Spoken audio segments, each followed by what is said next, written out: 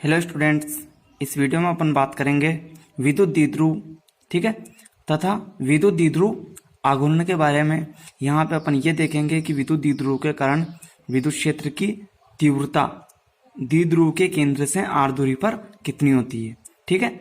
इसके साथ ही अपन ये भी देखेंगे कि विद्युत द्विध्रुव को यदि अपन एक समान विद्युत क्षेत्र में रख दें तो उसकी गति किस प्रकार की होगी, या उस पर बल या बलाघूर्ण लगेगा तो किस प्रकार से लगेगा।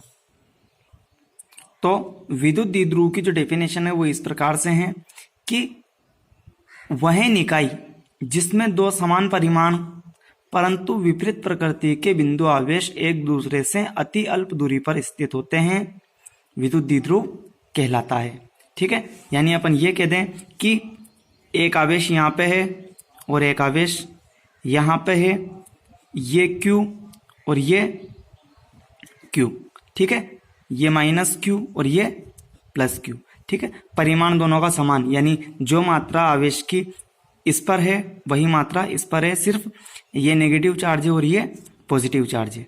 ये अति अल्प दूरी जिसको अपन मान लेते हैं जैसे 2a,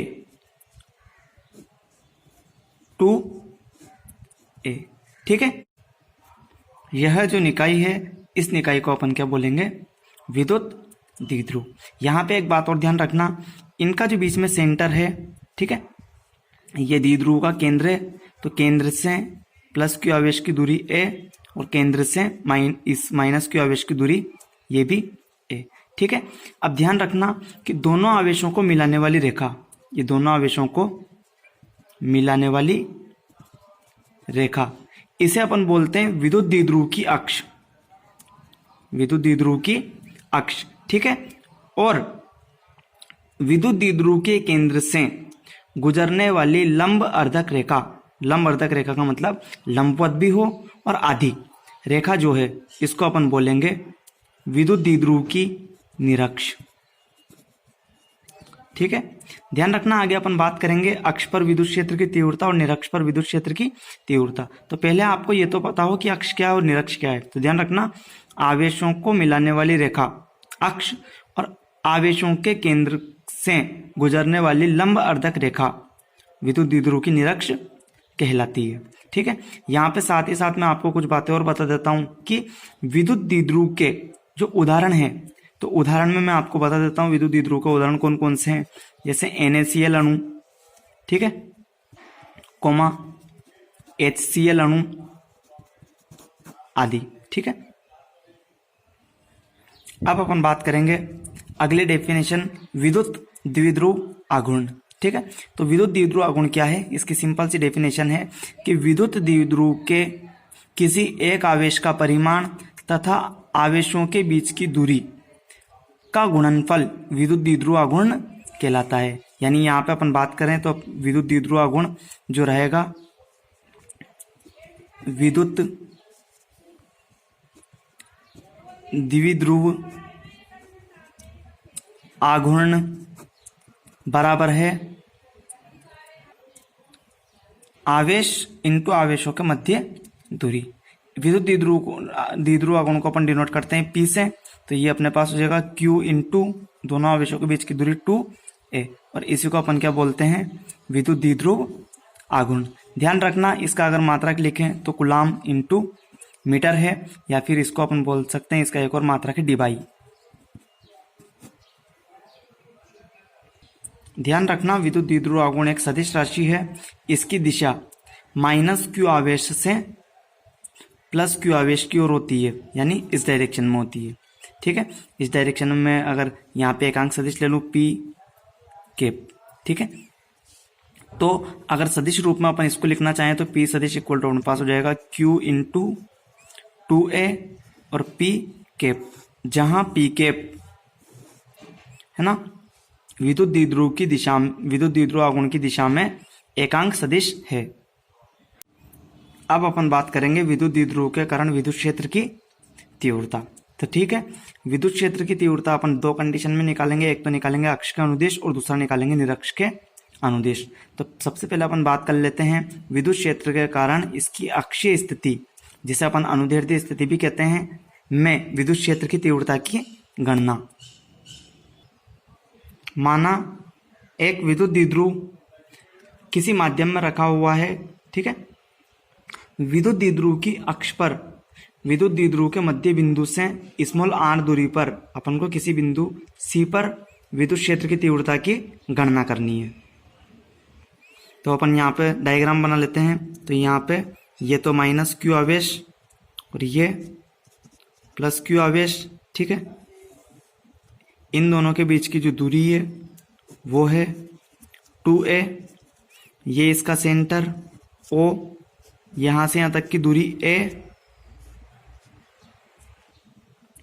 तो इसके केंद्र O से विद्युत द्विध्रुव के केंद्र से कोई बिंदु ले रहे हैं अपन स्मॉल r दूरी पर। इस बिंदु को नाम दिया C। इस पर अपन को विद्युत क्षेत्र की तीव्रता की गणना करनी है C बिंदु पर, जो कि कितनी दूरी पर है, r दूरी पर, ठीक है।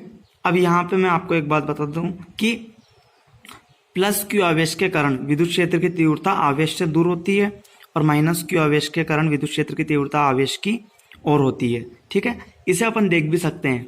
मान लो आपको ये बात पता नहीं है कि प्लस Q के कारण विद्युत क्षेत्र की तीव्रता किस तरफ है और माइनस Q के कारण किस तरफ है, तो आप सिर्फ अपन एक फॉर्मूला जानते हैं, E सदिश इक्वल टू होता है F सदिश बाई Q0। इस फॉर्मूले से मैं एक बात जानता हूं कि विद्युत क्षेत्र की तीव्रता की जो दिशा होती है वो परीक्षण आवेश पर बल की दिशा में होती है। तो मैं यहाँ पे कल्पना करूं कि यहाँ पे कोई आवेश रखा हुआ है, परीक्षण आवेश Q0, जो कि धनावेश है, ठीक है। तो पॉजिटिव, इस पॉजिटिव को क्या करेगा, प्रतिकर्षित, तो बल किस डायरेक्शन में लगाएगा, इस डायरेक्शन में, है ना। तो विद्युत क्षेत्र की जो दिशा होगी प्लस Q के कारण वो होगी इस दिशा में, जो कि आवेश से दूर है। यानी इसको मैं इस दिशा में, इसको नाम दे देता हूं E प्लस Q सदिश, ठीक है। और इस माइनस Q के कारण इस पर बल लगेगा, किस दिशा में लगेगा, इस तरफ, ठीक है। इसको अपन ने बोल दिया E माइनस Q सदिश। तो बल की दिशा में अपन ने विद्युत क्षेत्र की तीव्रता दर्शा दी E माइनस Q सदिश। तो यही मैं अभी बोल रहा था कि प्लस Q के कारण विद्युत क्षेत्र की तीव्रता की जो दिशा होती है वो होती है आवेश से दूर, और माइनस Q के कारण जो होती है वो होती है आवेश की ओर, ठीक है। यहां तक कोई आपत्ति? अब यहां से एक बात ध्यान देना कि अपन को क्या है कि जैसे जब अपन माइनस Q के कारण विद्युत क्षेत्र की तीव्रता निकालेंगे तो यहां से यहां तक की दूरी चाहिए, और जब इसके कारण निकालेंगे तो यहां से यहां तक की दूरी चाहिए। दूरी निकाल लेते हैं तो ये यहां से लेकर माइनस Q तक की दूरी हो जाएगी अपने पास। देखो कितनी होगी, R तो ये रही और A ये है, तो ये हो जाएगा R प्लस A, और ऐसे ही जब इसके लिए निकालेंगे तो हो जाएगी R माइनस A, ठीक है। ये फॉर्मूला सिर्फ समझने के लिए था, इसे यहाँ पे लिखना नहीं है ना। अब यहाँ पे एक बात और बता दूं मैं आपको कि इसकी थ्योरी कैसे बनाओगे। तो देखो, विद्युत द्विध्रुव के आवेश माइनस Q व प्लस Q के कारण विद्युत क्षेत्र की तीव्रता अपन ने मान ली E प्लस Q और E माइनस Q। अब यहाँ पे E प्लस Q और E माइनस Q की अगर अपन दिशा दर्शाना चाहें तो यहाँ पे क्या करेंगे, अपन एक एकांक सदिश ले लेंगे, और इस एकांक सदिश को अपन ने नाम दिया P कैप, ठीक है। तो अपन ये बोलेंगे कि E प्लस Q की दिशा P कैप की दिशा में है, और E माइनस Q सदिश की दिशा जो है वो माइनस P कैप की दिशा में है, ठीक है। तो बिंदु C पर परिणामी तीव्रता क्या होगी वो देखो, E सदिश इक्वल टू अध्यारोपण सिद्धांत लगा रहा हूं मैं यहाँ पे, तो हो जाएगा E प्लस Q सदिश और प्लस E माइनस Q सदिश। अब मैं क्या करूं, यहां से E प्लस Q सदिश और E माइनस Q सदिश रख के इसको हल करता जाऊं और मेरे पास परिणामी तीव्रता का व्यंजक आ जाएगा, ठीक है। तो यहां से E सदिश इक्वल टू, अगर E प्लस Q सदिश अगर अपन निकालना चाहें तो E प्लस Q सदिश इक्वल टू हो जाएगा K Q upon R square लिखते हैं, तो Q प्लस Q से C तक की दूरी है R माइनस A का स्क्वायर, और दिशा क्या है, P कैप की दिशा में, ठीक है। और E माइनस Q सदिश अगर अपन निकालना चाहें तो वो क्या हो जाएगा, K Q अपॉन दूरी है R प्लस A का स्क्वायर, और यहाँ पे लेकर देंगे माइनस P कैप, यानी P कैप की विपरीत दिशा में, ठीक है। अब यहाँ से अपन क्या करेंगे, E प्लस Q और E माइनस Q के मान रख के इसको सिर्फ क्या करते जाएंगे, हल करते जाएंगे। तो E प्लस Q की जगह अपन वैल्यू रखेंगे, पहले लिख देता हूँ E प्लस Q सदिश प्लस E माइनस Q सदिश। तो यहाँ से E प्लस Q सदिश क्या होगा वो देखो, K Q upon R minus A का स्क्वायर पी कैप और ये हो जाएगा प्लस के Q upon r plus a का स्क्वायर और ये माइनस का पी कैप। ये माइनस जब यहाँ आएगा तो इसको भी क्या कर देगा माइनस, तो अपने पास हो जाएगा के Q upon are minus a का square minus K Q upon r plus a का स्क्वायर और पी कैप को मैंने बाहर ले लिया तो पी कैप बाहर अपने पास क्या गया कॉमन। यहाँ से के क्यू भी अपन कॉमन ले लेंगे बाहर तो अपने पास हो 1 अपॉन आर माइनस ए का square minus 1 upon r plus a का स्क्वायर और ये पी कैप। ठीक है, अब इसके बाद अपने पास आगे क्या होगा वो देखो के क्यू और यहाँ पे अपन लिख देते हैं एलसीएम ले लेते हैं यहाँ पे ना, तो एलसीएम आएगा अपने पास आर माइनस ए का स्क्वायर और आर प्लस ए का स्क्वायर। ठीक है, यहाँ पे ये इधर तो आर प्लस ए का स्क्वायर और ये हो जाएगा माइनस आर माइनस ए का स्क्वायर और ये पी कैप। ठीक है, जब इसको अपन थोड़ा और आगे हल करें तो अपने पास हो जाएगा के क्यू, तो ये आर माइनस ए स्क्वायर और आर प्लस ए स्क्वायर, तो इसको मैं ऐसा लिख सकता हूं क्या आर माइनस ए और आर प्लस ए इसका पूरे का होल स्क्वायर। ठीक है, चूंकि ए स्क्वायर बी स्क्वायर बराबर होता है ए बी का होल स्क्वायर। ठीक है, अब यहां से आर प्लस ए को खोल लो तो ये हो जाएगा अपने पास आर स्क्वायर प्लस ए स्क्वायर प्लस 2AR और minus are square plus A square minus का 2AR।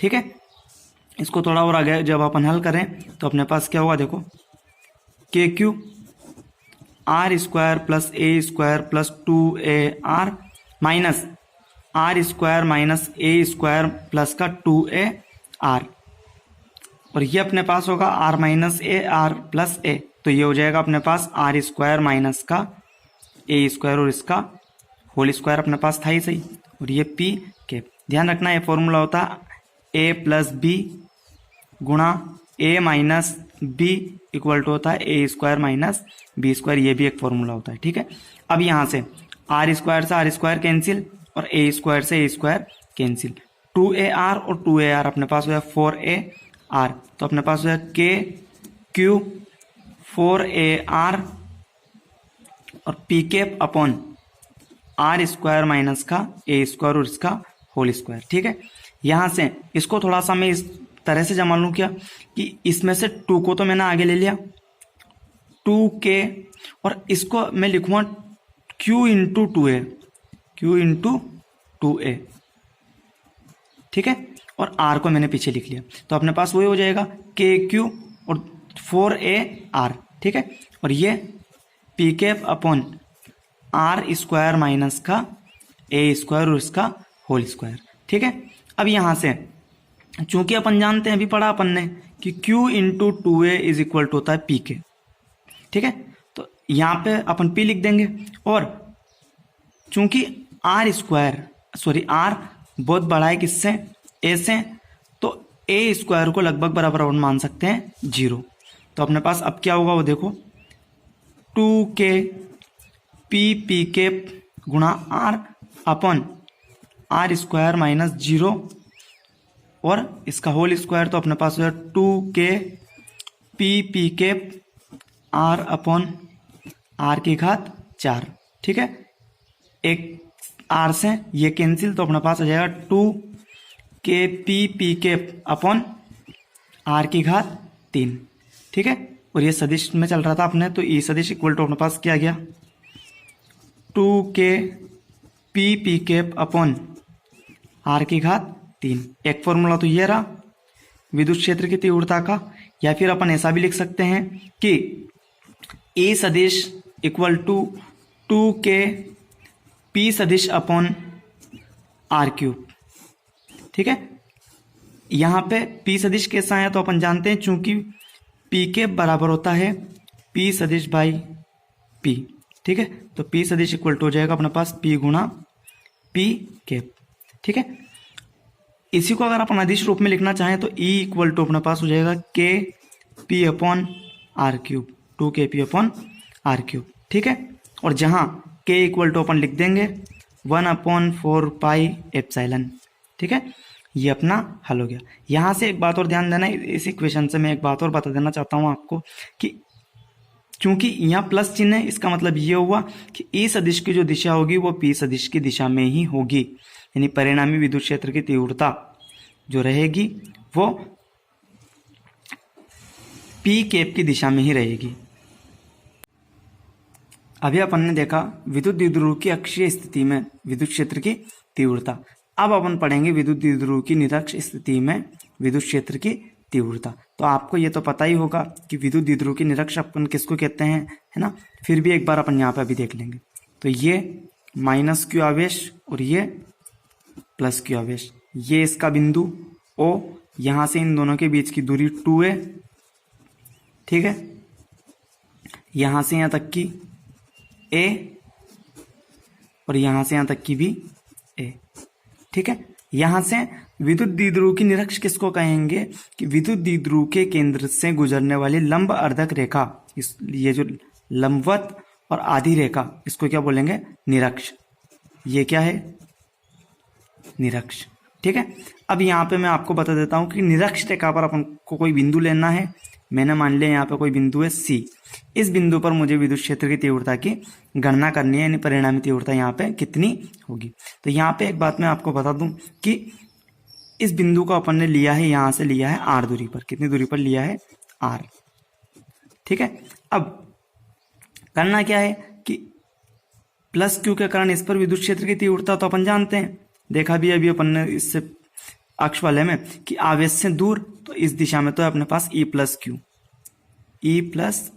क्यू और ये सदिश, ठीक है। और यहां से अगर माइनस क्यू के कारण अगर अपन देखें तो वो होगी आवेश की ओर, यानी इस दिशा में हो जाएगी ई माइनस क्यू सदिश, ठीक है।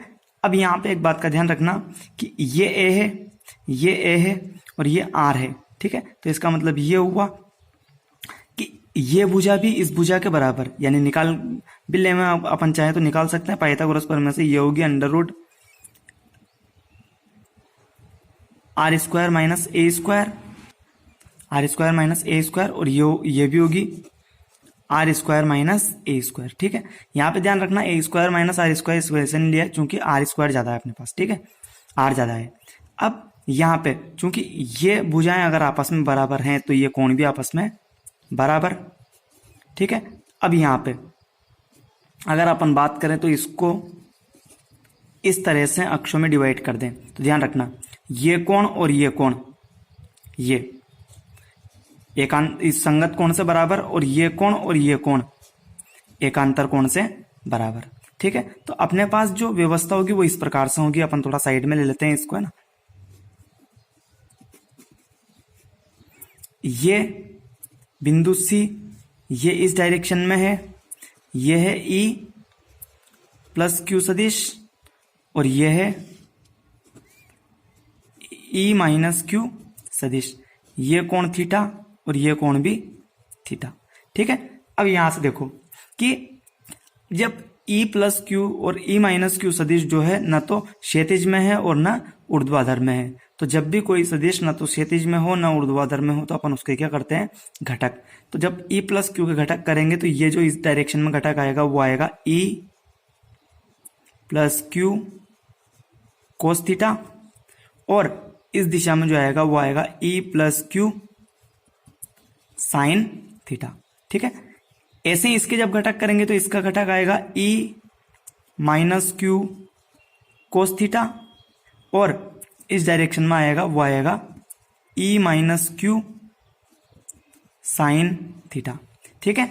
अब इसकी थ्योरी अगर अपन लिखना चाहें तो थ्योरी क्या होगी वो देखना कि कोई विद्युत द्विध्रुव है जो किसी माध्यम में रखा हुआ है और इसके निरक्ष पर अपन को विद्युत क्षेत्र की तीव्रता की गणना करनी है, ठीक है। अपन ने मान लिया कि यहां पर और यहां पर माइनस क्यू और प्लस क्यू आवेश इन दोनों के बीच की दूरी 2a है और इसकी निरक्ष पर बिंदु सी पर विद्युत क्षेत्र की तीव्रता की गणना करनी है, ठीक है।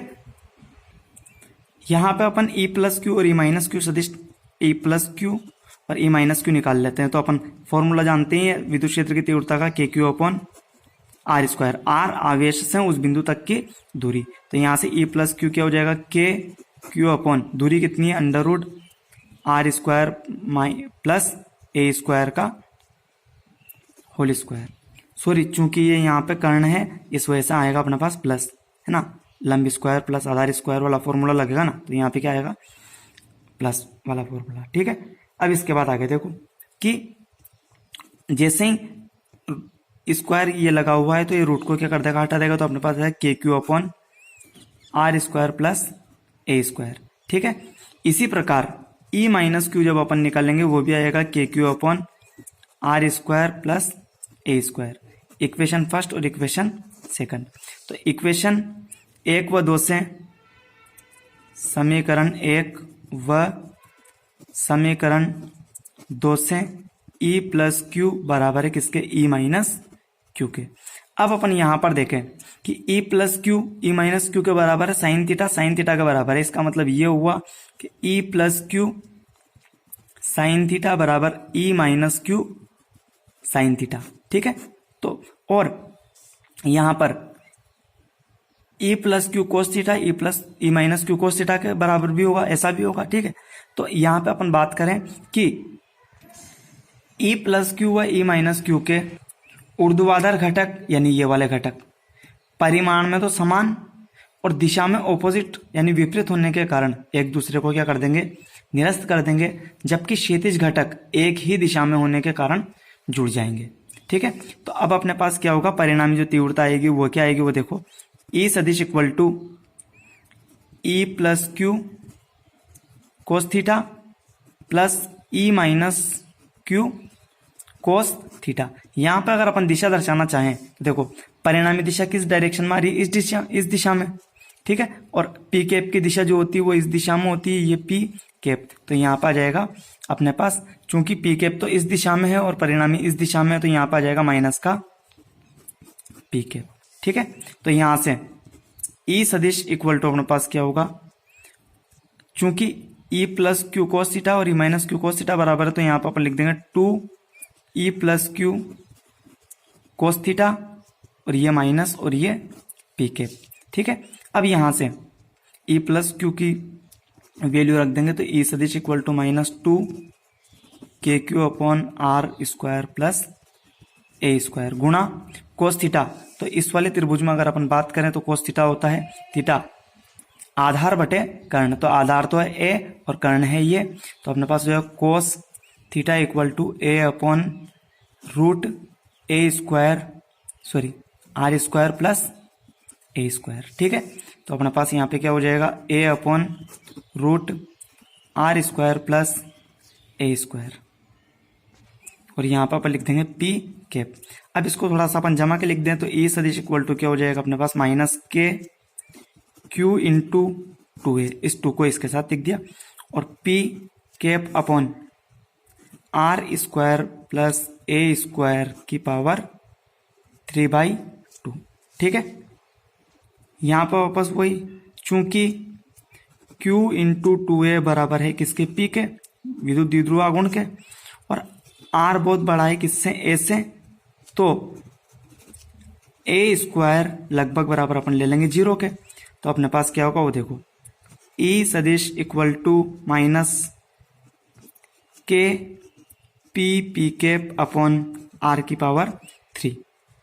ठीक है, चूंकि अपने पास क्या बचेगा वो देखो, यहाँ पे थोड़ा सा हल कर देता हूं मैं इसे, ये हो जाएगा अपने पास minus K P cap upon R square की पावर 3/2, 2 से 2 कैंसिल, तो आर की पावर 3 बच जाएगी अपने पास, और इसको अपन इस रूप में लिख सकते हैं, ई सदिश equal to minus K P सदिश अपॉन आर क्यूब। ठीक है, और ये तो है अपना सदिश रूप निरक्ष पर विद्युत क्षेत्र की तीव्रता का। इससे अपन को यह पता चलता है कि विद्युत क्षेत्र की तीव्रता पी के या विद्युत द्विध्रुव आघूर्ण की दिशा के विपरीत दिशा में होती है। अगर अदिश रूप में लिखे तो अदिश रूप क्या हो जाएगा, E इक्वल टू के पी अपॉन आर क्यूब। ठीक है, अब अपन थोड़ी सी बात कर लें ई अक्ष तथा ई निरक्ष में संबंध। तो अपन जानते हैं ई अक्ष बराबर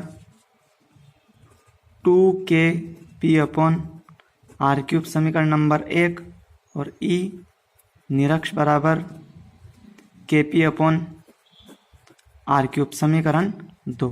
तो इसका मतलब ये हुआ कि E अक्ष बराबर है 2 इंटू E निरक्ष।